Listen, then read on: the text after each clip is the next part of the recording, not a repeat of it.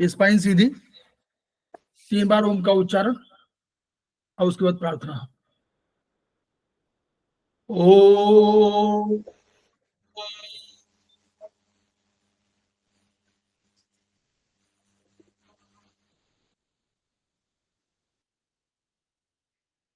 ओ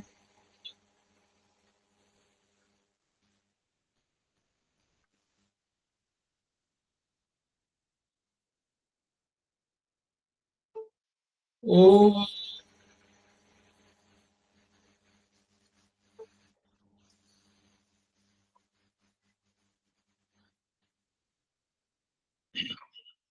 वह शक्ति हमें दो दयानिधे, कर्तव्य मार्ग पर डट जाएं, पर सेवा पर उपकार में हम निज जीवन सफल बना जाएं।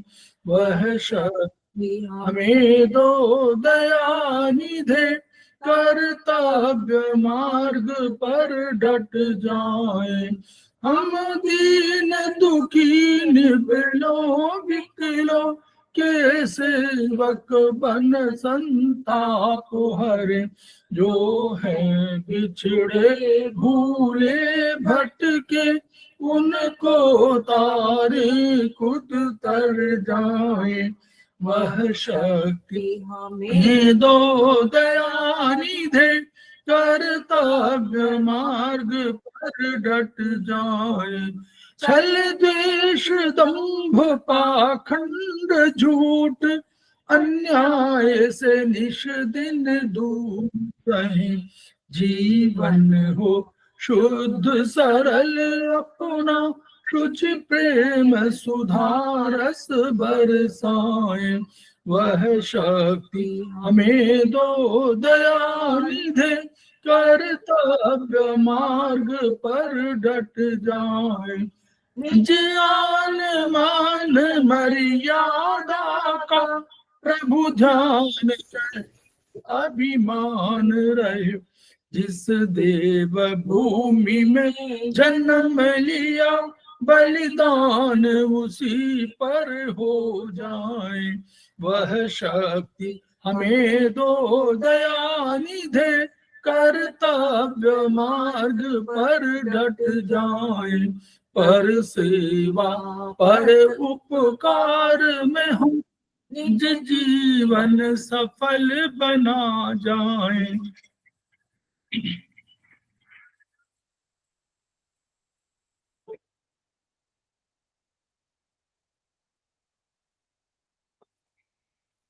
समवायिक क्लासेस में आप सभी का स्वागत है।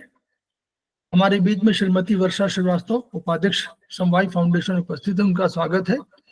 हमारे बीच में अनिशा पोद्दार जी उपस्थित है, उनका स्वागत है।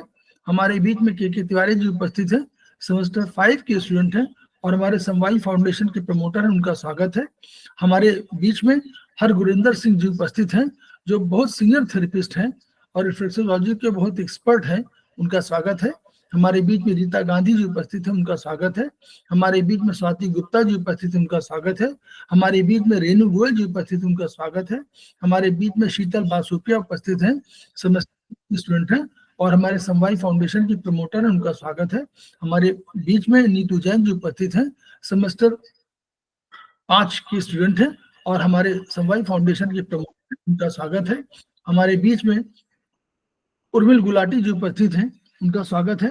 हमारे बीच में पंकज शर्मा जी उपस्थित हैं, जो आज के फैकल्टी हैं और हमारे बहुत सीनियर थेरेपिस्ट हैं और प्रैक्टिस भी कर रहे हैं, हिमाचल से हैं, उनका स्वागत है। हमारे बीच में पिंकी तोमर जी उपस्थित है, उनका स्वागत है। हमारे बीच में प्रतिमा रॉय जी उपस्थित हैं, वो हमारे सेमेस्टर 3 के स्टूडेंट हैं और हमारे समवायिक फाउंडेशन के प्रमोटर भी हैं। हमारे बीच में रेणु गोयल जी उपस्थित है, हमारे बीच में रीता गांधी जी उपस्थित है, उनका स्वागत है। रेणु गोयल जी का भी स्वागत है। हमारे बीच में सत्येंद्र तोमर जी उपस्थित है, उनका स्वागत है। हमारे बीच में सुदेश मलिक जी उपस्थित है, उनका स्वागत है। हमारे बीच में स्वाति गुप्ता जी उपस्थित है, उनका स्वागत है। हमारे बीच में उर्मिल गुलाटी जी उपस्थित है, उनका स्वागत है। तो हम लोग समवायिक फाउंडेशन के सदस्य हैं और हम लोग एक्यूप्रेशर शोध प्रशिक्षण उपचार संस्थान प्रयागराज से संबद्ध है। वहाँ के मनीषी ब्रह्मलीन MP खेमका सर के हम ऋणी हैं, जिनकी वजह से संस्थान इस ऊंचाई पर पहुंचा हुआ है। इसके अलावा हमको एक्यूप्रेशर से परिचित कराने के लिए प्रोफेसर सुषमा ओझा के भी हम शुक्रगुजार हैं। संस्थान का एक मोटो है, each one reach one, each one teach one, each one treat one. उसी को आपके माध्यम से जन जन जागरण अभियान के तहत पूरे विश्व में फैलाने का हमारा सपना है, और हमें विश्वास है कि आपकी ऊर्जा के माध्यम से ये जो विधा अपेक्षाकृत कम खर्चीली है, उसका लाभ केवल आपको ही नहीं मिलेगा, बल्कि समस्त पीड़ित मानवता को मिलेगा। इन्हीं शब्दों के साथ हम आज की क्लास की शुरुआत कर रहे हैं। हम पंकज शर्मा जी का पुनः स्वागत करते हैं, हिमाचल के। नमस्कार सर। नमस्कार।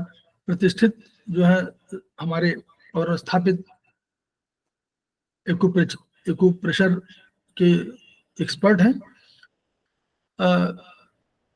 उनके द्वारा आज जो है ट्रीटाइज 1 में चैप्टर 12 पर थोड़ा सा आपसे विचार विमर्श किया जाएगा, और हमने सबको अवगत करा दिया था कि हमारे पंकज जी प्रश्नोत्तर पर विश्वास करते हैं और प्रश्नोत्तरी के माध्यम से अपनी बात को आगे बढ़ाते हैं।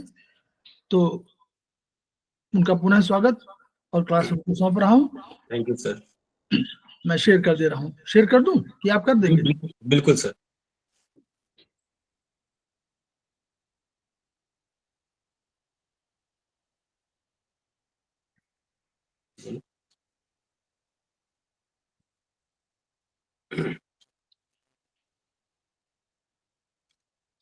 सर एक रिक्वेस्ट थी जी। सर, कुछ मेरे को भी एक्चुअली शेयर करना होगा ना, तो कोई प्रॉब्लम तो नहीं है कि इसमें हो जाएगा शेयर? आपको खुद ये करना हो तो बताइए कैसे। हम तो एक्चुअली मैं ये अगर बुक सबके पास होगी तो बहुत अच्छा है, अगर बुक नहीं है तो फिर आप इसको शेयर कर लीजिए, फिर मैं शेयर नहीं करूंगा। जो मैंने अपने फोटोग्राफ्स इमेजेस वगैरह रखे हैं, फिर मैं उनको शेयर नहीं करता हूँ। नहीं, सबके पास किताबें इसलिए नहीं होंगी पंकज जी कि कुछ इसमें नए स्टूडेंट होंगे जो वर्चुअली अभी तक कहीं भी नहीं एनरोल होंगे। वो स्वांतः सुखाय पहली बार आए हुए हैं, क्योंकि ये बेसिक ऑब्लिक जो है सेमेस्टर 1 का कोर्स है। इसमें बहुत से स्टूडेंट ऐसे होंगे जो एक्यूप्रेशर के न होकर के, कुछ लोग तो होंगे जो सेमेस्टर 1 से लेकर के 4 तक के, 5 तक के हो सकते हैं, लेकिन कुछ लोग अलग से होंगे, उनके पास नहीं होंगी, लेकिन कुछ लोगों के पास तो न चली होंगी। ठीक है सर, कोई प्रॉब्लम नहीं है। सर, तो मेरे को जो इम्पोर्टेंट लगेगा ना, उसके लिए मैं आपको बोलूंगा, तो प्लीज आप उतनी देर के लिए थोड़ा सा इसको बंद कर दीजिएगा। हाँ, ठीक ठीक। Thank you sir. सर, मैं स्टार्ट करूं? जी। नमस्कार। आप सभी के एग्जाम मेरे हिसाब से बहुत अच्छे गए होंगे। ईश्वर करे कि आपके मार्क्स तो अच्छे आए ही, पर साथ ही आपकी सब्जेक्ट पर भी पकड़ बनी रहे। थोड़े समय पहले की बात है, यानी थोड़ा पुरानी बात है, ज्यादा पुरानी नहीं हुई। चाइनीज एक्यूप्रेशर में मेरे 97 नंबर के नियर अबाउट आए थे। मैं बहुत परेशान था कि मेरे जो नंबर हैं वो 3 नंबर के आसपास कहाँ कट गए, है ना। तो मैंने उसको बुक में भी चेक कर लिया, मैंने गूगल से भी, अगर मैं उसको चेक कर सकता था तो मैंने उसको चेक कर लिया। आखिर में परेशान होकर मैंने अरविंद सर को फोन किया था, मुझे याद है, कि सर ये बताइए कि कॉपी को रीचेक कराने का प्रोसेस क्या रहेगा। तब अरविंद सर ने मुझे एक बात कही थी जो आज तक मेरे साथ है, कि मार्क्स से ज्यादा सब्जेक्ट पर अपनी पकड़ बनाना इंपॉर्टेंट है ना। मार्क्स पर इतना फोकस मत कीजिए, मार्क्स पर इतना ध्यान मत दीजिए। इंपॉर्टेंट है कि आपकी सब्जेक्ट पर पकड़ बन जाए।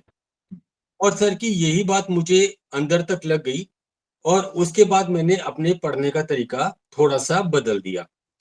रटना छोड़कर मैंने कोशिश की कि मैं सब्जेक्ट को समझ पाऊं। इसके लिए मैंने काफी मशक्कत भी की, कई नेशनल और इंटरनेशनल सेमिनार अटेंड किए, कई विश्व प्रसिद्ध एक्यूप्रेशर और एक्यूपंक्चर की बुक पढ़ी। तो अरविंद सर का आदेश आज तक भी मेरे साथ है, और आज मैं आपको भी यही सलाह दूंगा कि आप सब्जेक्ट को समझने पर ही फोकस कीजिएगा, मार्क्स के चक्कर में मत पड़िएगा। मार्क्स आने चाहिए, बहुत अच्छी बात है, पर सब्जेक्ट अगर हमारा क्लियर नहीं है, फंडा हमारा क्लियर नहीं है, तो उसका कोई ज्यादा फायदा मुझे नहीं लगता कि होता होगा। मैंने सर से रिक्वेस्ट की थी कि सर आपने जो मुझे चैप्टर दिया है उसे जो भी लोग अटेंड करें। अब तो मुझे पता चला, एक्चुअली मुझे पहले आइडिया नहीं था कि कुछ सीनियर्स भी हैं यहाँ पर, मुझे ये आइडिया था कि शायद फर्स्ट सेम के ही लोग हैं, तो इसलिए मैंने रिक्वेस्ट की थी कि वो चैप्टर को पढ़कर आए। तो जो सीनियर्स हैं उन्होंने तो डेफिनेटली इसको पढ़ा भी होगा, और मुझसे ज्यादा ही और मुझसे बेहतर ही तरीके से पढ़ा होगा। तो बस कोशिश यही थी कि आप लोगों का थोड़ा सा बेस बना हो, तो जिससे हम स्टार्ट करें तो ज्यादा दिक्कत ना हो। तो उम्मीद करता हूँ कि जो सेम 1 के लोग हैं वो इसे पढ़कर आए होंगे, क्योंकि मैं इसको, जो चैप्टर ये है, इसको कुछ अलग तरीके से समझाने की कोशिश करूंगा। पढ़ तो हम सब ने लिया है, बुक में तो है ही, है ना, तो मैं कोशिश करूंगा कि इसको मैं समझा पाऊं। मैं अपने प्लेटफॉर्म पर जो जिस तरीके से क्लासेस लेता हूं, उसी तरह से आपके लीडिंग प्लेटफॉर्म पर भी वही कोशिश करूंगा।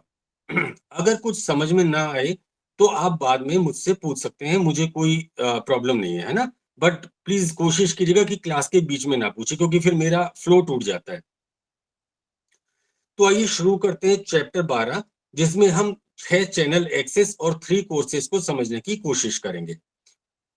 चैप्टर शुरू करने से पहले मेरे एक सवाल का जवाब दीजिए। सवाल है कि हम बीमार क्यों पड़ते हैं? जिस जो भी कंफर्टेबल हो, बिना हेजिटेशन के अगर बताना चाहे तो प्लीज बता सकता है।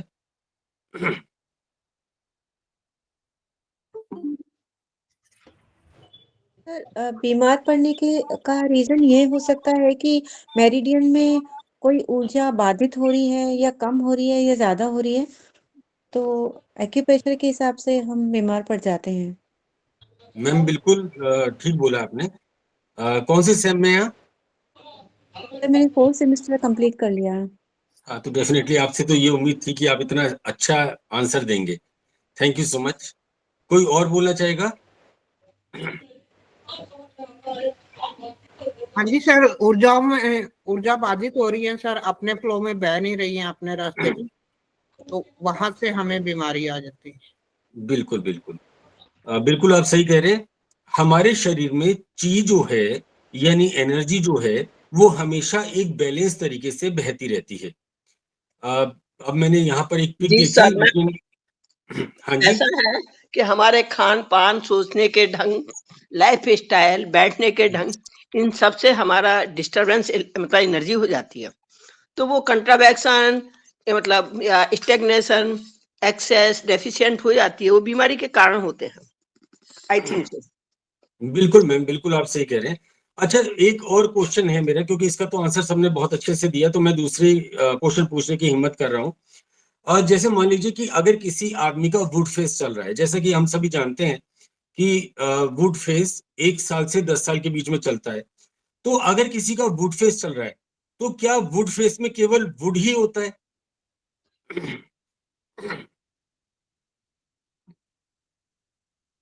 इसका कोई आंसर देना चाहेगा? एनर्जी तो जी, सर मैं बता तभी रही रहती हूँ। है, पर जो मेन रहेगा वो वुड का सर इफेक्ट रहेगा। बिल्कुल बिल्कुल ठीक है, thank you so much, thank you. ऐसा है, गुड फेज जब चल रहा है, तो नेचुरल है, उस समय अगर हमारे अंदर ग्रेटिट्यूड नहीं है, तो थोड़े बहुत अप्स एंड डाउन्स आएंगे। अगर हम पॉजिटिव चीजों पर ध्यान देंगे, डाउन पर ध्यान नहीं देंगे, उसके लिए रास्ते निकालेंगे, तो हमारा प्रॉब्लम नहीं बढ़ेंगे, सॉल्व हो जाएंगे। हमें समाधान पर देखना चाहिए। हम नेगेटिव एक चीज है उसी को चर्न करते रहते हैं, जी जी। उसको छोड़ देना है, तो गुड फेस गुड होता जाएगा। थोड़े अप्स एंड डाउन्स हमारे लिए बराबर जीरो के बराबर होंगे। They will G not give trouble to us. देखिए सर, मैं एक स्क्रीन शेयर करूं जरा, आप अलाउ करें तो? बंद करें इसको। जी।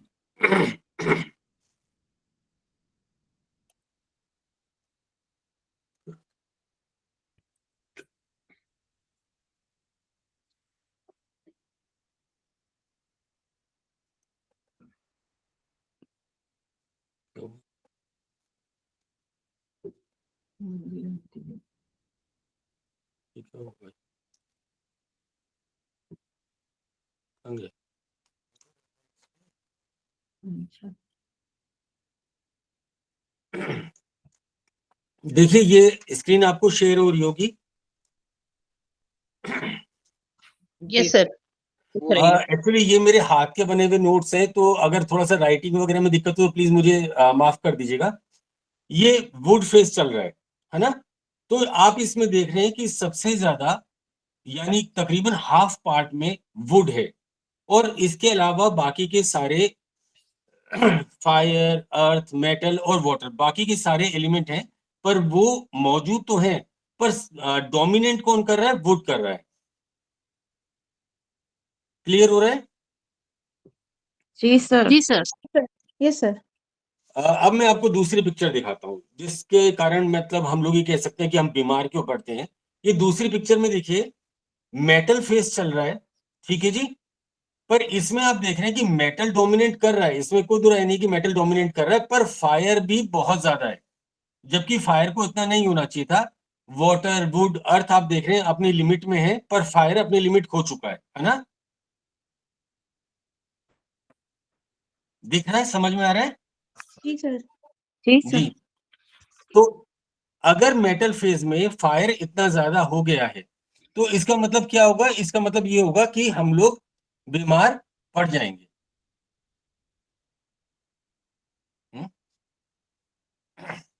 ठीक है?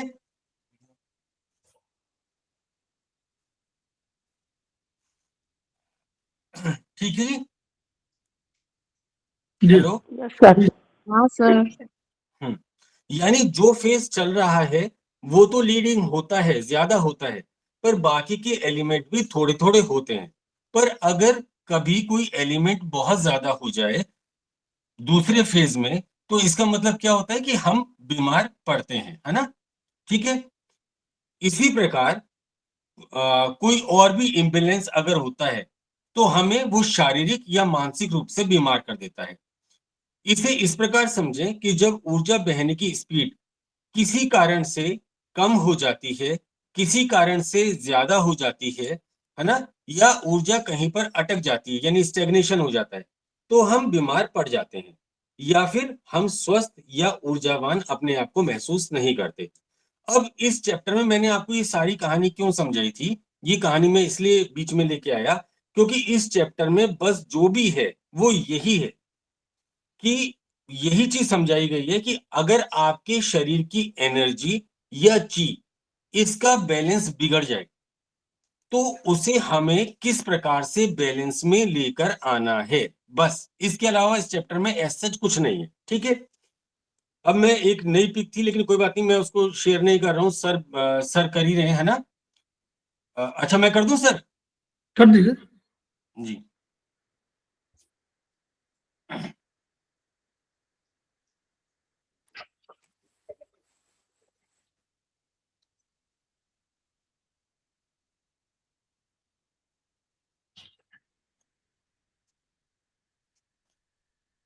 अब आप ये देखिए, इस पिक में हम ह्यूमन बॉडी का फ्रंट पार्ट दिखा रहे हैं, है ना?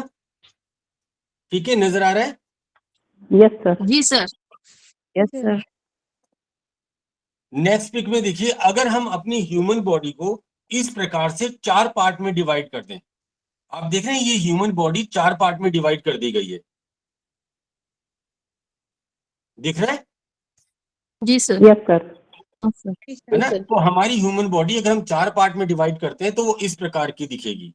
अब इस पिक को देखिए और ये समझने की कोशिश कीजिए कि अगर हमारे अपर पार्ट में एक और एनर्जी प्लस प्लस हो जाए, यानी ज्यादा हो जाए, और दूसरी और एनर्जी माइनस माइनस हो जाए, यानी कि कम हो जाए, तो क्या होगा?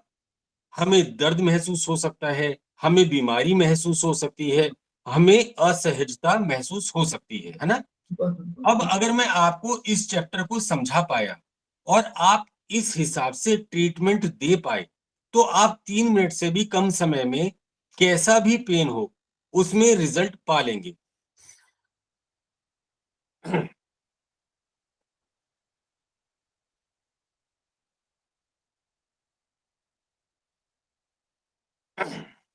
ठीक है जी।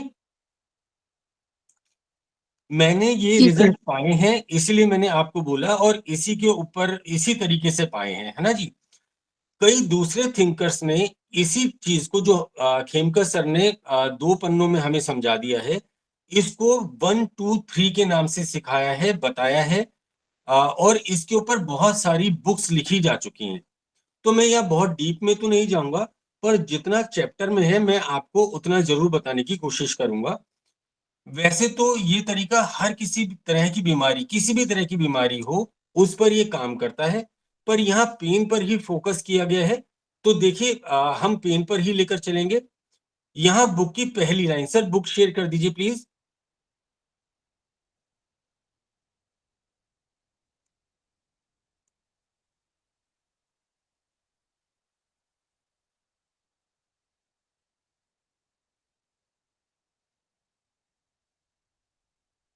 जी, यहाँ बुक आपको दिख रही है। यहाँ बुक की पहली लाइन में इसे लोकोमीटर डिसऑर्डर पर बहुत ज्यादा कारगर माना गया है। दिख रहा होगा आपको। ये लोकोमीटर डिसऑर्डर क्या होता है, पहले इसको समझ लेते हैं। एक एक पॉइंट को समझते चलेंगे तो प्रॉब्लम कम होगी, है ना। लोकोमीटर डिसऑर्डर वो होते हैं जिसमें अंगों को हिलाने में, डुलाने में समस्या आती है, जैसे जोड़ों में सूजन हो गई, फ्रैक्चर हो गया, ऑस्टियोपोरोसिस हो गया, टेंडन लिगामेंट में खिंचाव हो गया, ऑस्टियो आर्थराइटिस हो गई, ब्लड सर्कुलेशन से रिलेटेड डिसऑर्डर हो गए, है ना। आइए अब 3 कोर्सेज ऑफ चैनल को समझने की कोशिश करते हैं। अभी हमने पहला पॉइंट समझ लिया लोकोमीटर, अब इसके नीचे जो 3 कोर्सेज ऑफ चैनल है, इसको समझने की कोशिश करते हैं। यहाँ बहुत ध्यान से एक चीज आपको देखनी है, जो बहुत बारीक है। ये जो लिखा हुआ है ऊपर आप पढ़िए, यिन यांग, और फिर उसके बाद यांग और यिन का कॉम्बिनेशन है ना। ध्यान दीजिएगा, यहाँ पर यिन यांग और यांग यिन का कॉम्बिनेशन है, यिन यांग का नहीं है ना। पहले यिन है, फिर यांग आएगा, उसके बाद दोबारा यिन नहीं आएगा, दोबारा यांग ही आएगा, ठीक है, और एंड में यिन आएगा, ठीक है। इसका कारण बहुत ज्यादा डीप है कि ऐसा क्यों है, पर इससे क्लास थोड़ी सी लंबी हो जाएगी, तो हम बस इतना समझ लेते हैं और थोड़ा आगे चलते हैं। आप बस इतना याद रखिएगा कि ट्रीटमेंट का जब हम प्रोटोकॉल बनाएंगे, किसी को अगर हमें इसके आधार पर ट्रीटमेंट देना होगा, तो हम सबसे पहले किससे शुरू करेंगे, हम सबसे पहले यिन से शुरू करेंगे, ठीक है। उसके बाद नेक्स्ट पॉइंट जो हम देंगे वो यांग का देंगे, उसके बाद थर्ड नंबर का जो पॉइंट देंगे वो भी हम यांग का ही देंगे, और अंत में हम यिन का, यानी चौथे नंबर का जो हमारा पॉइंट होगा वो यिन होगा। और जब इस प्रोटोकॉल के अनुसार हम मैग्नेट या सीट जो भी लगाएंगे, ये बात यहाँ बुक में नहीं है, ये मैं एक्स्ट्रा आपको बता दे रहा हूं। जब हम मैग्नेट या सीट इस प्रोटोकॉल के हिसाब से जब लगाएंगे, तो जब 8 घंटे पूरे होने पर हमें उसे उतारना होता है ना, तो जब हम उसको उतारेंगे तो हम उसको रिवर्स तरीके से उतारेंगे। हम जिस तरीके से लगाया है हम उस तरीके से नहीं लगाएंगे, है ना। जैसे फर्स्ट कोर्स को समझिए, आपने सबसे पहले लंग में लगाया, उसके बाद आपने एलआई में लगाया, फिर आपने स्टमक में लगाया, और अंत में आपने स्प्लीन में लगाया, ठीक है। जब 8 घंटे बाद हम इसको हटाएंगे, तो सबसे पहले हम स्प्लीन का पॉइंट हटाएंगे, फिर स्टमक का पॉइंट हटाएंगे, फिर एलआई का पॉइंट हटाएंगे, और सबसे अंत में हम लंग के पॉइंट को हटाएंगे। एक और बात मैं आपको बता देता हूं कि इस प्रोटोकॉल में हम लोग ब्योल और बार मैग्नेट का अगर इस्तेमाल करते हैं तो बहुत ज्यादा अच्छे रिजल्ट नहीं मिलते, ठीक है। इसमें हमें बहुत ज्यादा ब्यूल और बार मैग्नेट को यूज करने की जरूरत नहीं है। ये प्रोटोकॉल अपने आप में इतना ताकतवर है, इतना मजबूत है कि आपको अलग से कोई टोनिफिकेशन सेडेशन करने की जरूरत ही नहीं पड़ती। खैर, हम फर्स्ट कोर्स को समझ रहे हैं। फर्स्ट कोर्स में है LU, LI, स्टमक, स्प्लीन। अब आप इसको, मैं थोड़ा सा समझा रहा हूँ, हो सकता है आपको थोड़ा सा कंफ्यूजन हो, लेकिन मैं थोड़ा सा ज्यादा क्लियर करने की कोशिश कर रहा हूँ। कहीं कोई दिक्कत हो तो आप प्लीज बताइएगा, है ना। फर्स्ट कोर्स में आप देख रहे हैं LU, LI, स्टमक और स्प्लीन। अब आप क्या कीजिए, अपनी बुक में, आपके पास जो बुक है उससे 24 और 25 नंबर का पेज निकालिए और उस पर आ जाइए।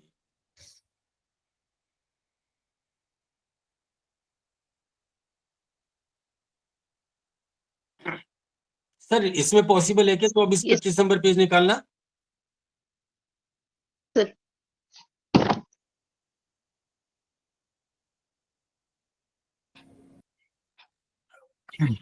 टाइम देखना चाहते हैं आप?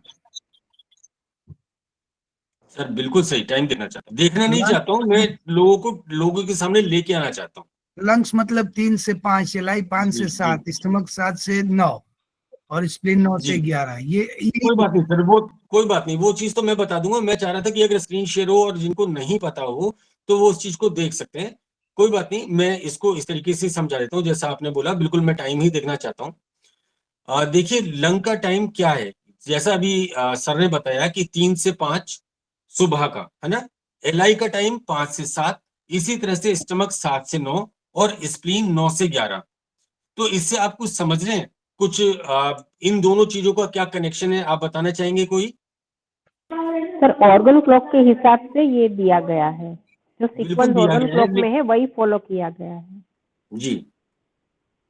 यानी ये जो चारों मेरिडियन हैं ये बैक टू बैक हैं। एक खत्म हुई और दूसरी शुरू हुई, दूसरी खत्म हुई और तीसरी शुरू हुई, तीसरी खत्म हुई तो चौथी शुरू हुई। एक और बात आपने नोटिस की होगी कि एक्यूप्रेशर में जो ये 4-4 के 3 सेट हैं, है ना, ये देख रहे हैं आप 4-4 के 3 सेट हैं, ये एक साथ क्यों रखे हैं? सर ये जो एक एनर्जी का पूरा फ्लो है वो भी जैसे लंग्स का चेस्ट से शुरू होके हैंड तक मतलब ऊपर जाता है, फिर वहीं से वापस एलआई का शुरू होके फेस तक जाता है, फिर वहीं से स्टमक उसको कनेक्ट करके लेग में ले जाती है और वहीं से फिर स्प्लीन उसको कनेक्ट करके चेस्ट, मतलब एक चेस्ट से चेस्ट तक का पूरा सर्कल हर एक तीनों में बनता दिख रहा है सर। सर ये अकॉर्डिंग टू टाइम 3 से आपको 5 कौन है से और समय 3 में? से 5 है। यूरिनरी ब्लैडर का भी 3 से 5 है और लंग्स का भी 3 से 5 है, तो दोनों को इसीलिए लिया गया है। जी मैम आप कौन से सेम में जिन्होंने भी आंसर दिया था? मैंने तो सेमेस्टर 1 किया है, बाकी नहीं किया है, लेकिन बाकी कोर्सेज और दूसरों से पहले कर लिए थे। ओके, नहीं As per state students। आपसे पहले जिन्होंने आंसर दिया था मैं उनकी बात कर सर रहा हूँ। मैंने अभी 4th कंप्लीट किया। ओके ओके ओके, मतलब मैंने तैयारी की थी फर्स्ट टाइम के हिसाब से, पर काफी सीनियर्स लोग हैं तो आंसर मुझे मिल रहे हैं लगातार। कोई बात नहीं। ठीक है, तो इसको थोड़ा सा मैं भी बता देता हूँ। ध्यान दीजिए, ये साइकिल एएम से एएम में यानी मॉर्निंग से शुरू होकर और मॉर्निंग पर ही खत्म हुई। दोपहर का कोई भी टाइम इसमें नहीं है, इसलिए हम इसको एक और नाम से भी पुकारते हैं और इसको कहते हैं मॉर्निंग क्लॉक साइकिल।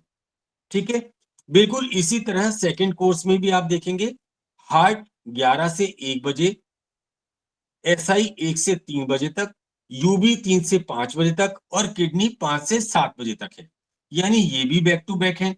तो इसमें इसे हमने आफ्टरनून क्लॉक साइकिल माना। अब हो सकता है कुछ लोग ये बोले कि 7 बजे का टाइम है तो ये आफ्टरनून तो नहीं हुआ, है ना। तो देखिए एक्यूप्रेशर की घड़ी जो है वो हमारी घड़ी से थोड़ा सा अलग चलती है। एक्यूप्रेशर का मुर्गा आप सबने पढ़ा होगा कि एक्यूप्रेशर का जो मुर्गा होता है वो 3 बजे ही बांग दे देता है, सबको जगा देता है ना। जबकि हम लोग तो आजकल 8 बजे भी करवटें बदलते रहते हैं। तो लास्ट में पीसी 7 बजे से 9 बजे तक, ट्रिपल वार्मर 9 बजे से 11 बजे तक, गॉल ब्लैडर 11 बजे से 1 बजे तक और लीवर 1 से 3 बजे तक, है ना। ये भी बैक टू बैक है। इसे आप कुछ जगह पर इवनिंग क्लॉक साइकिल या कुछ बुक्स में नाइट क्लॉक साइकिल के नाम से पढ़ेंगे। तो अब आपके पास 3 साइकिल हो गई। पहली मॉर्निंग क्लॉक साइकिल हो गई, दूसरी आफ्टरनून क्लॉक साइकिल हो गई, तीसरी नाइट क्लॉक साइकिल हो गई। पहली 3 से 11 बजे तक यानी 8 घंटे की, दूसरी 11 से 7 बजे तक यानी 8 घंटे की और तीसरी भी 7 से 3 बजे तक यानी 8 घंटे की। तीनों साइकिल 8-8-8 घंटे की। तो इतना तो आपको सबको समझ में आ ही गया होगा। जी सर। अब ये तो आप जान गए, पर देखिए जैसे मैं एक एग्जांपल देता हूँ। आप कहीं पर गए, है ना, और वहां पर बहुत ज्यादा स्वादिष्ट व्यंजन रखे हुए हैं, ठीक है, पर आप उनको खा नहीं सकते, आपको अलाउड नहीं है कि आप उनको खा सके, तो उन व्यंजन का क्या काम? उन व्यंजन का कोई भी लाभ नहीं है ना। तो इसी प्रकार से अगर हमने कोई चीज समझ ली, एक्यूप्रेशर में कोई सिद्धांत हमारी समझ में आ गया, पर अगर हम उसको प्रोटोकॉल में यूज करना नहीं जानते, हम उसको प्रोटोकॉल में लगाना नहीं जानते, है ना, तो फिर उसका भी कोई लाभ नहीं होता। मैं ठीक हूं? मैं सही कह रहा हूं? Yes, sir. जी सर। तो अब आप ये तो जान गए, पर इससे ट्रीटमेंट का प्रोटोकॉल कैसे बनेगा ये भी हम थोड़ा सा समझ लेते हैं, है ना। अब मानिए कोई व्यक्ति आपके पास आया और उसको इंसोमिया है, ठीक है। क्या कोई प्लीज मुझे बताएगा कि इंसोमिया क्या होता है? अनिद्रा। अनिद्रा, थैंक यू। नींद नींद ना आना। नींद ना आना, जी। अब देखिए, इंसोमिया आपने बताया कि इंसोमिया का मतलब होता है नींद ना आना, और नींद तो रात को ही आती है ना। वो बात अलग है, कुछ लोग दोपहर में सोने के हैबिचुअल होते हैं, दोपहर में सो जाते हैं, पर कायदे से जो हम लोग इंसोमिया शब्द का इस्तेमाल करते हैं या जो हम नींद के लिए इस्तेमाल करते हैं वो रात की नींद के लिए इस्तेमाल करते हैं। मैं सही हूं? जी सर। जी सर। यस। ठीक है ना। तो रात में ही नींद आती है।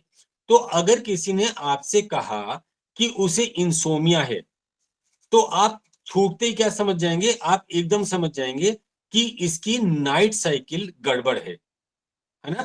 जी इसकी नाइट साइकिल गड़बड़ है।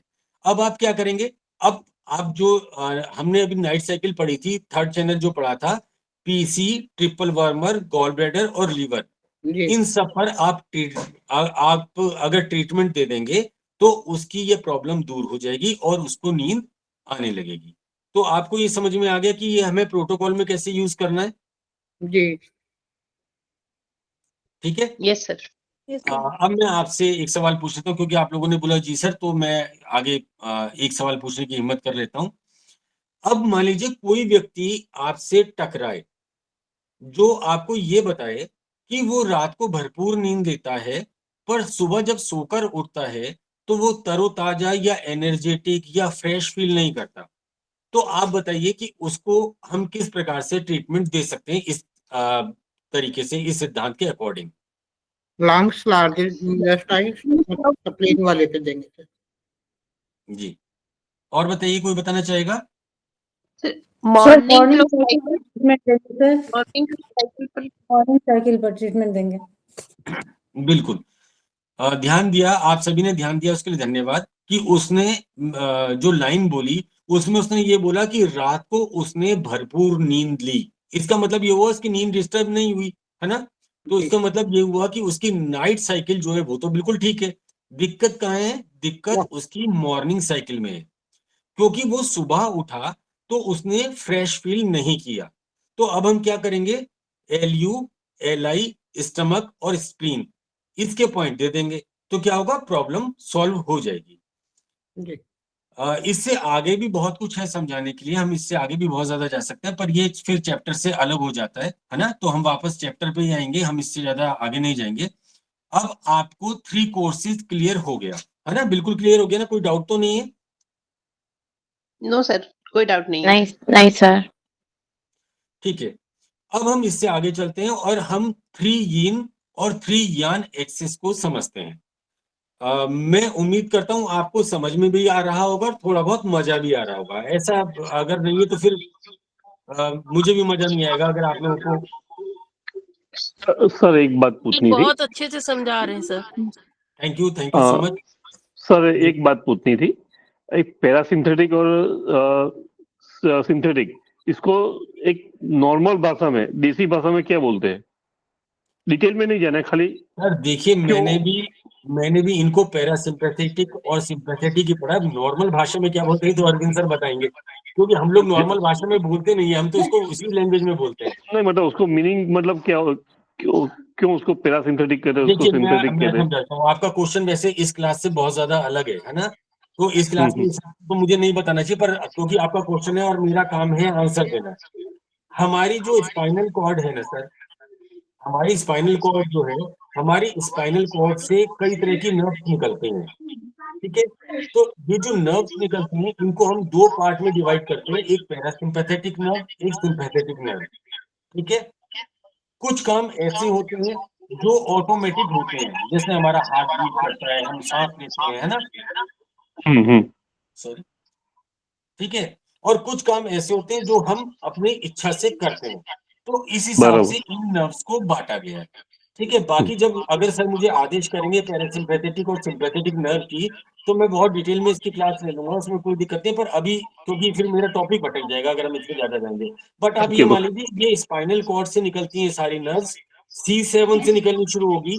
हमारा स्पाइनल कॉर्ड जो है C7 से आप समझ रहे स्टार्ट हुआ, स्टार्ट होता है। C7 क्लियर है आपको कहाँ पर होता है? हाँ सर, यहाँ सर्वाइकल का लास्ट पॉइंट। बिल्कुल बिल्कुल। हम अपनी गर्दन में जब बात चले तो थोड़ा समझा दूं, मेरे अंदर भी थोड़ी सी परेशानी है, मैं ज्यादा समझाता हूँ। हम अपनी गर्दन को झुकाते हैं, गर्दन को झुकाते हैं जहाँ पर गर्दन का एंड होता है, गर्दन का जहाँ पर एंड होता है वहां पर एक उभरा हुआ पार्ट मिलता है, ठीक है, GV12 आता है यहीं सर पर वहाँ पे। पीठ स्टार्ट होती है। बराबर ये बराबर। हाँ एक सेकेंड सर, मैं यहाँ से स्टार्ट होती है, यहाँ पर दो वर्टिब्रा है वो मिलती हैं। पहली होती है C7, दूसरी होती है T1, ठीक है। बराबर। C7 और T1 का जो जॉइंट है ना, ठीक है, वहीं पर हमारा गवर्निंग वेसल 14 होता है, ठीक है। वहां से आप मान के चलिए, वहां से सिंपैथेटिक नर्व और पैरासिम्पैथेटिक नर्व स्टार्ट होती है। क्लियर हुआ? ऑटोमेटिक जो होती है वो सिंथेटिक बोला जाता है उसको। बिल्कुल sir ji. Okay okay, thank you sir, thank you. बस ये कोई बात नहीं। मैं स्टार्ट करूं? एक मिनट, जो पैरासिम्पैथेटिक है और सिंपैथेटिक है दोनों ऑटोनोमिक है, करेक्ट? ये दोनों इनवॉलेंट्री हैं सर। वैसे देखिए वॉलेंट्री और डिटेल इनवॉलेंट्री में डिफरेंस है। एक्सक्यूज मी, क्या बोला मैम? मेरे को क्लियर नहीं हुआ। सर बोल रहे हैं मैम बोल रहे हैं? शर्मा जी, दो है, एक इनवॉलेंट्री और वॉलेंट्री। तो पैरासिम्पैथेटिक और सिंपैथेटिक दोनों इनवॉलेंट्री हैं, आपके कंट्रोल में नहीं है। और जो वॉलेंट्री है वो CNS और PNS होती है। Sir thank you. पैरासिम्पैथेटिक और सिंपैथेटिक दोनों रिमाइंड करा दिया। एक्चुअली मैं इसी क्लास में घूम रहा था ना, तो मैं थोड़ा सा कंफ्यूज भी हो गया था। नहीं, वो सर ने दोबारा रिपीट कर दिया। ये दोनों इनवॉलेंट्री ही है, पैरासिम्पैथेटिक और सिंपैथेटिक दोनों इनवॉलेंट्री हैं। एक रेस्ट एक्शन के लिए आता है और एक मोशन के लिए आता है। बिल्कुल सर, थैंक यू। आता है वो सिंपैथेटिक होता है और जो रेस्ट मोशन के लिए आता है पैरासिम्पैथेटिक। Thank you. हम ठीक है, लोग एक्चुअली मैं इस क्लास में था तो मैं थोड़ा सा शायद गलत बता गया, सर ने मुझे करेक्ट कर दिया, उसके लिए थैंक यू। ठीक है, तो अब आपको 3 कोर्सेज क्लियर हो गया है ना? तो अब आइए 3 यिन और 3 यांग एक्सिस को समझते हैं। मैं उम्मीद करता हूं आपको समझ में भी आ रहा होगा और मजा भी आ रहा होगा। मेरी लाइन ये शायद रिपीट हो गई है। Yes sir. अब देखिए यहां पर लिखा है ताई यिन। ताई शब्द जो है वो एक चीनी शब्द है, ठीक है, जिसका अर्थ होता है ग्रेटर या मैक्सिमम, है ना? तो इसका मतलब हुआ, अगर हम अपनी भाषा में समझे ताई यिन को, कि ताई यिन का मतलब क्या होता है, तो इसका मतलब होता है ग्रेटर यिन या मैक्सिमम यिन, है ना? यानी वो मेरिडियन जिसमें सबसे ज्यादा यिन होता है, और वो होती है स्प्लीन और लंग। ताई यिन क्या करती है? ताई यिन हमारी बॉडी को नरिशमेंट देता है, हमारी बॉडी में जो डैम्पनेस आ जाता है उसको मैनेज करता है। तो हमारे शरीर में जितनी मेरिडियन हैं, अभी क्योंकि 12 की चर्चा चल रही है तो मैं 12 की ही बात करूंगा। तो इन 12 की 12 मेरिडियन में सबसे ज्यादा यिन जिसमें होता है वो यही दोनों है, स्प्लीन और लंग, ठीक है। इसके बाद आता है शाओ यिन। शाओ यिन में मध्यम यानी ताई यिन से थोड़ा सा कम यिन होता है, ना बहुत ज्यादा यिन होता है ना बहुत ज्यादा कम होता है ना? इसमें आते हैं किडनी और हार्ट चैनल। ताई यिन का मतलब है स्प्लीन और लंग,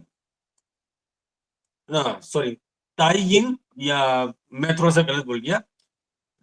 इसमें आते हैं किडनी और हार्ट चैनल। और ताई यिन जिसकी मैं बात कर रहा था, ताई यिन में स्प्लीन और लंग आते हैं। इसका इस्तेमाल हम तब करते हैं जब किसी भी आदमी को भूख कम लगती है, सूजन रहती है, दस्त रहते हैं, और अगर किसी को अधिक कफ की कंडीशन होती है तो हम इसका इस्तेमाल करते हैं, है ना? ठीक है, वैसे भी आप जानते हैं कि कफ बनाने का काम जो है वो स्प्लीन करती है ना? शाओ यिन जो होता है उसमें किडनी और हार्ट का इस्तेमाल होता है। इसको हम किस बीमारी में यूज करते हैं? हम ज्यादातर तब करते हैं जब किसी को थकान होती है, बेचैनी होती है, तो हम इसका इस्तेमाल करते हैं। जू यिन में यिन जो होता है वो शाओ यिन से भी थोड़ा सा कम होता है, ठीक है। यानी कि हम इसको अपनी लैंग्वेज में अगर कहते हैं, समझते हैं, तो हम इसको कहते हैं लेसर यिन। इसे ऑटो इम्यून बीमारी में, क्रॉनिक बीमारियों में बहुत ज्यादा यूज किया जाता है। क्रॉनिक बीमारी आप सब जानते होंगे, ऐसी बीमारी जो बहुत पुरानी हो गई है, बहुत पुरानी भी मत मानिए, लेकिन जिनको पुरानी बीमारी की कैटेगरी में ला सकते हैं, वहां से क्रॉनिक बीमारी शुरू हो जाती है, और जब बहुत पुरानी हो जाती है तो हो ही जाती है ना, ठीक है। क्लियर हुआ? जी सर। अब इसी तरह से जी सर। इसी तरह से जैसे हमने यिन को 3 पार्ट में बांटा, उसी प्रकार हम यांग को भी 3 हिस्सों में बांट सकते हैं, ठीक है। पहला हुआ ताई यांग, ठीक है, इसमें सबसे ज्यादा यांग होता है। वैसे भी आप जानते हैं कि बैक साइड ऑफ बॉडी जो है, हमारी जो बैक साइड ऑफ बॉडी होती है, उसमें सबसे ज्यादा यांग होता है। इसमें यूबी और एसआई आते हैं, है ना, और दोनों ही बैक साइड की मेरिडियन है। अब आप लोगों से, क्योंकि मेरे को भी थोड़ा सा इंटरेस्ट आ रहा है, यहाँ काफी 4th सेमेस्टर के और शायद 5th और 6th सेमेस्टर के भी लोग हैं, तो मजा तो आएगा ही। मेरे को भी कुछ सीखने को आप लोगों से मिल ही रहा है। तो मेरा एक सवाल है कि हमने बैक साइड की मेरिडियन में यूबी और एसआई को लिया, है ना, जैसे मैंने अभी आपको बताया। तो यूबी तो माना हमने कि पीठ से जाती है, तो वो बैक की मेरिडियन है ही, है ना, पर एसआई तो हाथ से जाती है, तो वो फिर किस प्रकार से हम उसको बैक की मेरिडियन कहेंगे?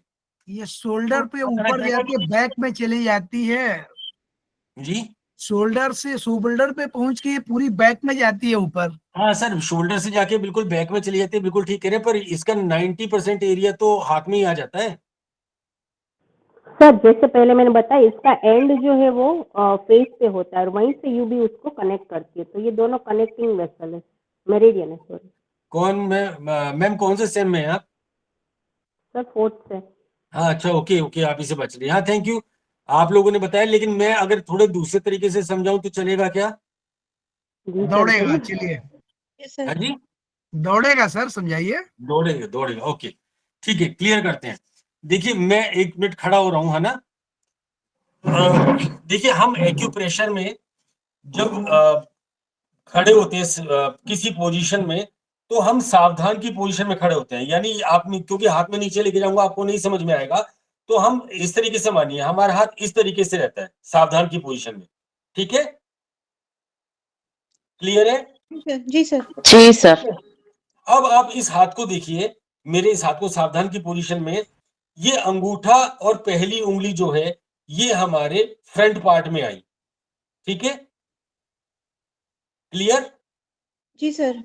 ये जो 2 उंगलियां हैं बीच की, ये हमारा मिडिल पार्ट हुआ, फाइन। ये मैं नहीं बोल रहा हूं, ये एक्यूप्रेशर की थ्योरी बोल रही है, जो मैं आप लोगों को बता रहा हूं, है ना। और ये जो सबसे छोटी उंगली है, ये देखिए हमारे बैक साइड में आई, दिख रही है मूव करती हुई? जी जी जी। बैक साइड की मेरिडियन जो, मतलब ये जो छोटी उंगली है, ये हमारे बैक साइड में आती है, ठीक है। सर। तो अब आप ये देखिए, हम अगर अपनी बॉडी को मानते हैं, है ना, तो ये पहला मतलब अंगूठा और पहली उंगली, इनको हम फ्रंट मानते हैं, ठीक है। बीच की 2 उंगलियां जो आती हैं, इनको हम मिडिल मानते हैं, ठीक है। और ये लास्ट उंगली है, इसको हम बॉडी का बैक पार्ट मानते हैं, और ऐसा ही यहीं से शुरू हुई, है ना। तो ये हमारी बैक साइड को कवर करता है, ये पूरी की पूरी मेरिडियन, इसलिए बैक साइड की मेरिडियन कहलाती है। Okay sir. क्लियर हुआ? बैक साइड में सर SV4 और TW5 भी आ जाता है। सॉरी यांग मेरिडियन। देखिए मैं ये बात नहीं कर रहा हूँ कि कौन सा पॉइंट आ गया, मैं मेरिडियन की बात कर रहा हूँ, है ना। तो हम पूरी मेरिडियन की बात करके चलते हैं। मैंने आपकी बात सुनी नहीं, शायद आप ट्रिपल वार्मर की बात कर रहे थे या पीसी की बात कर रहे थे, किसी एक की, वो हमारी मिडिल पार्ट की है। Okay sir.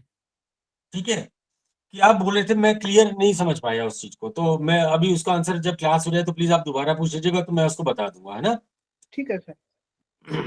तो मैंने आपको ये बताया कि जब हम खड़े होते हैं तो एक्यूप्रेशर के हिसाब से हम सावधान की पोजीशन में खड़े होते हैं, तो उस हिसाब से आगे का अंगूठा और पहली उंगली फ्रंट पार्ट हो जाती है, दूसरी और तीसरी उंगली जो है वो बीच का पार्ट हो जाती है, और छोटी उंगली जो है वो बैक का पार्ट हो जाती है। और सर? क्योंकि ऐसा ही हमारे इसी उंगली पर आता है, तो ये बैक की मेरिडियन हो गई है ना। इसके बाद सबसे ज्यादा यांग जो आता है वो आता है यांग मिंग में, ठीक है। यांग मिंग में क्या आएगा, LI और ST आएंगे, ठीक है। और सबसे कम यांग जो आता है वो शाओ यांग में आता है, यानी ट्रिपल वार्मर और गॉल ब्लैडर में, ठीक है। ताई यांग का हम जो उपयोग ज्यादातर करते हैं वो हम कंधों के दर्द में करते हैं, अगर किसी की गर्दन या सिर में जकड़न हो या किसी व्यक्ति को एलर्जी हो तो हम उसमें इसका इस्तेमाल करते हैं।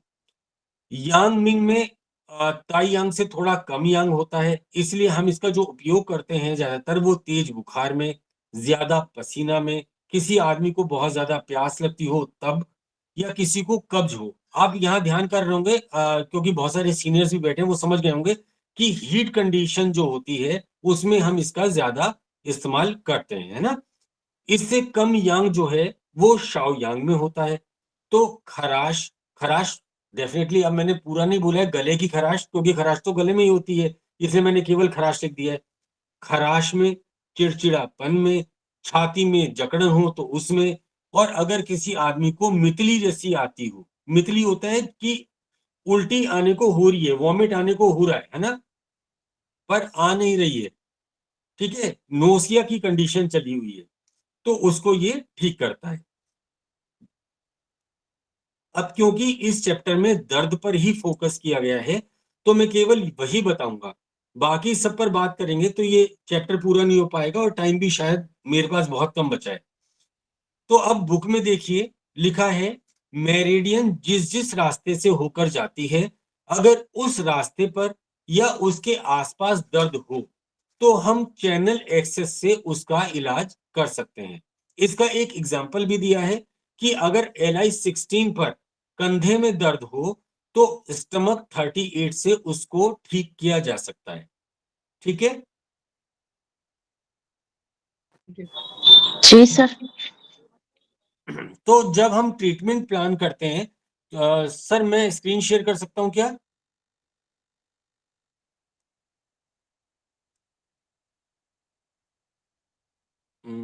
लगता है सर अभी नहीं है, तो जो चलिए शेयर करके देखिए क्या होता है।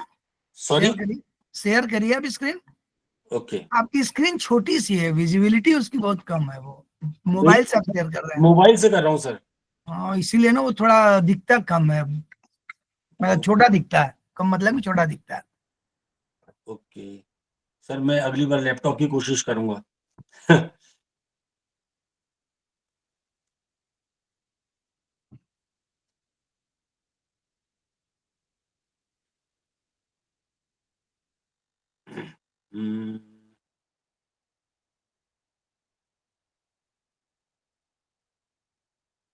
ओके, ये नजर आ रहा है आपको? Hello, yes sir. नजर आ रहा है? तो जब हम ट्रीटमेंट का प्लान करते हैं, किसी को अगर हमें कोई ट्रीटमेंट देना होता है तो हम क्या प्लान करते हैं, वो मैंने आपको बताया, जैसे फर्स्ट पार्ट है, सेकंड पार्ट है, थर्ड पार्ट है। तो जैसे हमने सबसे पहले लंग को लिया, फिर हमने LI को लिया, फिर हमने स्टमक को लिया, फिर उसके बाद हमने स्प्लीन को लिया। इसी तरह से हम सेकंड पार्ट में जब जाएंगे तो पहले हार्ट को लेंगे, SI को लेंगे, UB को लेंगे और फिर किडनी को लेंगे, ठीक है। मैंने एरो भी बनाए हुए हैं, मैं बता इसलिए रहा हूँ क्योंकि अभी मेरे को बोल रहे थे कि मेरी स्क्रीन छोटी है तो क्लियर नहीं हो रहा है, तो मैं बोल भी देता हूँ तो क्लियर हो जाएगा। इसी प्रकार से हम PC को लेते हैं, ट्रिपल वार्मर को लेते हैं, उसके बाद GB को लेते हैं और एंड में हम लीवर को लेते हैं, ठीक है। जी सर। जी सर।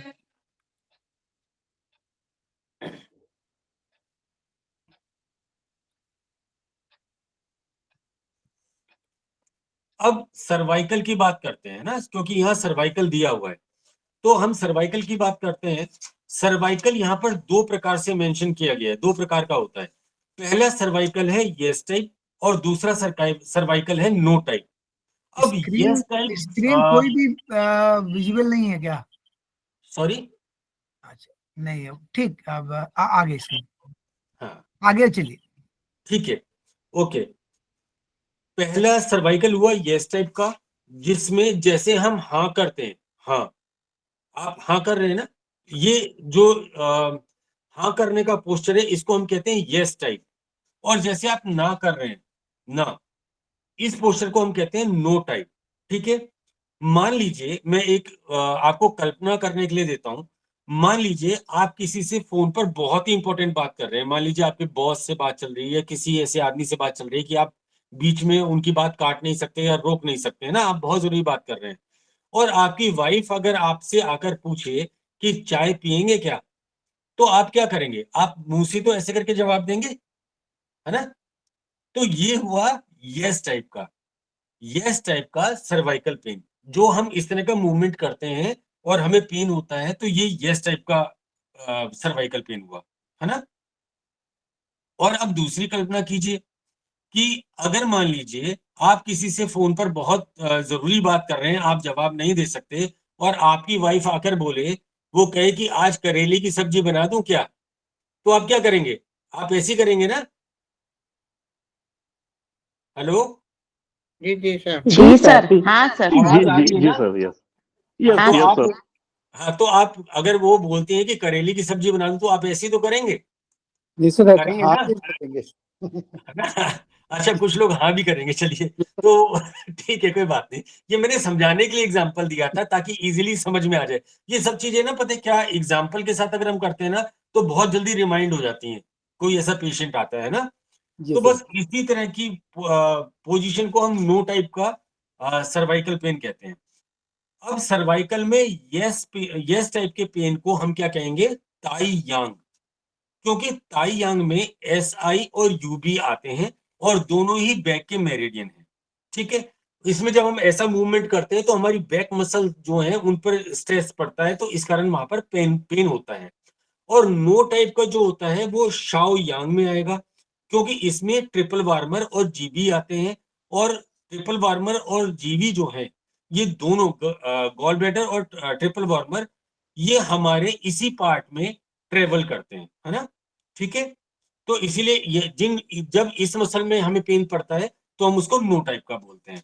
वैसे मैं आपको बता दूं, जैसे यहाँ पर पूरा, तो वैसे तो पूरा प्रोटोकॉल दिया हुआ है, इसमें आप पूरा प्रोटोकॉल लगाएंगे तो बहुत ज्यादा अच्छी बात है। पर जैसे बीच बीच में अपने एक्सपीरियंस भी शेयर कर देने चाहिए। तो जैसे कुछ पेशेंट अगर मेरे पास भी आए थे यहाँ पर सर्वाइकल पेन के, और यस टाइप का ही उनको पेन था, तो मैंने केवल 2 पॉइंट लिए थे। यहाँ मेंशन है इस बुक में SI3, SI3, और एक शायद नहीं मेंशन है, SI4। अगर आप SI3 और SI4 केवल ये 2 पॉइंट ही लगा देते हैं, तो आप ये मानिए कि 70% लोगों को 5 मिनट के अंदर ही आराम आ जाता है। सर्वाइकल में 5 मिनट के अंदर, बहुत ज्यादा देर नहीं लगती है इसमें। यहाँ पूरा प्रोटोकॉल है, हम पूरा प्रोटोकॉल ही लगाएंगे, उससे बहुत अच्छी बात होगी।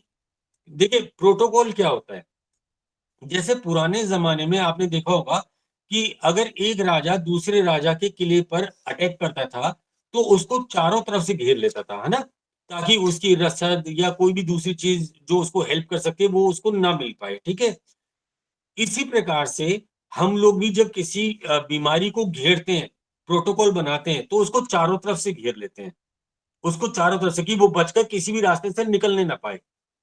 तो इसके लिए हम क्या करते हैं? हम डिजिटल पॉइंट को लेते हैं, हम लोकल पॉइंट को लेते हैं, हम लियो सॉक्सी पॉइंट को लेते हैं, है ना, और बीमारी को चारों तरफ से घेर लेते हैं कि अब वो बच के जाने ना पाए। यहाँ यांग मेरिडियन का मास्टर पॉइंट GV20 भी लिया गया है ना। अब देखिए, एक्यूप्रेशर के अनुसार जब भी एनर्जी स्टक होगी, एनर्जी रास्ते में कहीं भी अटक जाएगी, तो हमें पेन होगा। जैसे कि कई जगह मैंने पढ़ा भी है और कई जगह ऐसा है भी कि अगर आपको कहीं चोट लगती है, भगवान ना करे, भगवान बिल्कुल ना करे कि आपको कभी भी चोट लगे, पर अगर मान लीजिए, एक एग्जांपल के तौर पे बोल रहा हूं, इसलिए बुरा मत मानिएगा, अगर किसी को चोट लगती है, आप हटा दिया मैंने शब्द, अगर किसी को चोट लगती है और एनर्जी स्टक नहीं होती है ना, तो आपको पेन नहीं होगा चोट लगने के बाद भी। बहुत सारे होते हैं ना कि हम गिर जाते हैं और उठ जाते हैं कि अरे यार चलो कुछ नहीं हुआ। पेन कब होगा? पेन केवल तब होगा जब वहां पर हमें हमारी एनर्जी स्टक हो जाएगी। ठीक है, एनर्जी जब रुक जाएगी तभी हमें केवल पेन होगा। अब एनर्जी स्टक हो गई है, रुक गई है, हमें पेन हो रहा है, तो इसको कैसे खोलेंगे? जैसे आपने देखा कि कभी कोई कार अगर खराब हो जाती है रास्ते में, तो क्या होता है कि एक आदमी तो ड्राइविंग सीट पे बैठ जाता है और बाकी के लोग उसको धक्का देकर स्टार्ट करते हैं। ऐसे ही होता है ना, धक्का देके उसको स्टार्ट करने की कोशिश करते हैं। तो यही काम हम भी एक्यूप्रेशर से करते हैं। और किस पॉइंट से करते हैं? हम एक्यूप्रेशर का पॉइंट है LI4। LI4 LI4 क्या करता है? LI4 पूरी बॉडी में एनर्जी का फ्लो बहुत तेजी से बढ़ा देता है। एनर्जी मान लीजिए इस तरीके से चल रही है, तो उसकी स्पीड, उसका फ्लो बहुत तेजी से बढ़ा देता है। तो फ्लो अगर तेज होगा, तो जहां पर एनर्जी रुकी हुई है, उसे पीछे से जो तेजी से एनर्जी आ रही है, वो धक्का मार के आगे बढ़ा देगी। तो क्या होगा कि रास्ता खुल जाएगा, है ना? अब यहाँ पर GV14 के बारे में बताया, जैसा भी सर ने पूछा भी था, हम GV14 की बात कर रहे थे कि C7 और T1 के बीच में, C7 और T1 दो हड्डियां हैं, इनके बीच में जो डिप्रेशन होता है, उस डिप्रेशन में GV14 होता है ना? ये इसे यहाँ पर मेंशन किया गया है और एक लोकल पॉइंट बताया गया है ना? इसको भी हम ले लेते हैं क्योंकि गर्दन के दर्द में बहुत ज्यादा काम करता है।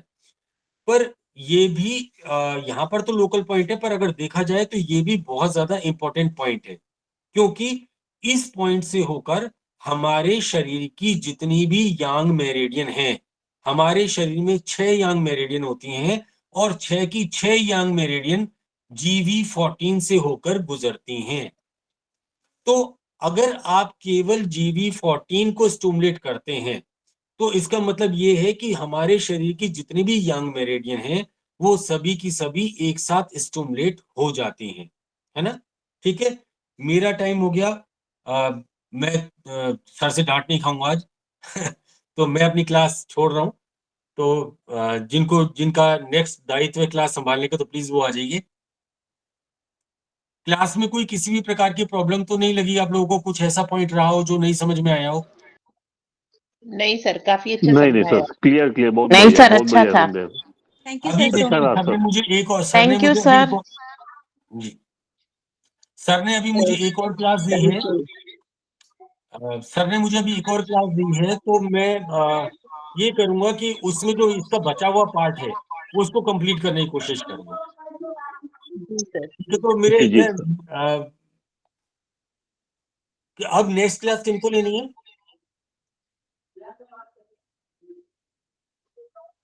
सर मैं लूंगी। ओके ओके, तो मैं लीव कर सकता हूँ मैम? सर अरविंद सर से पूछ लीजिए आप, मुझे कोई प्रॉब्लम नहीं, आप ले लीजिए। नहीं नहीं मैम, मैं मेरा हो गया। सर ने मेरे को पहले ही एडवांस में कह दिया था कि मैं आपको 2 क्लास दूंगा, आप 2 क्लास में इसको कंप्लीट करना।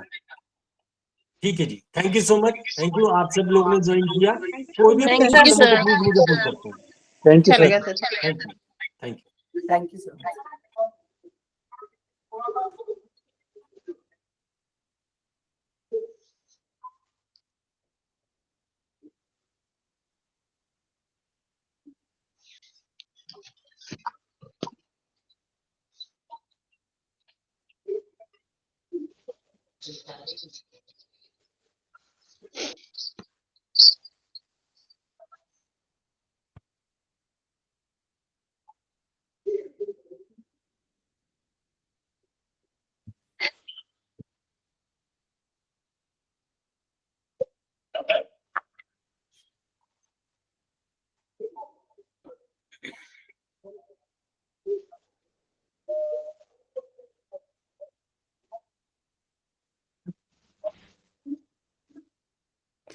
सर आप म्यूट हैं।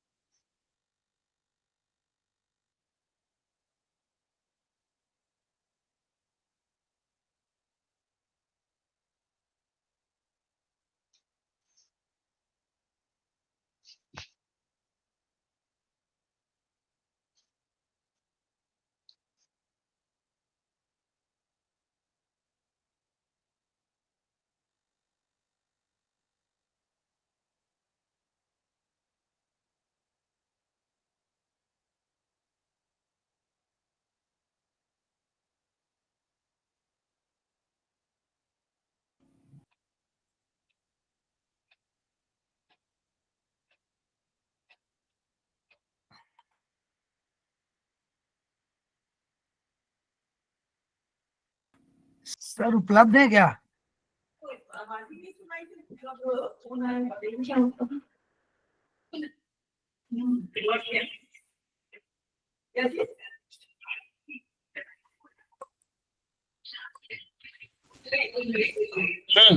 वो म्यूट हो गया था और वो कर्सर नहीं चल रहा था।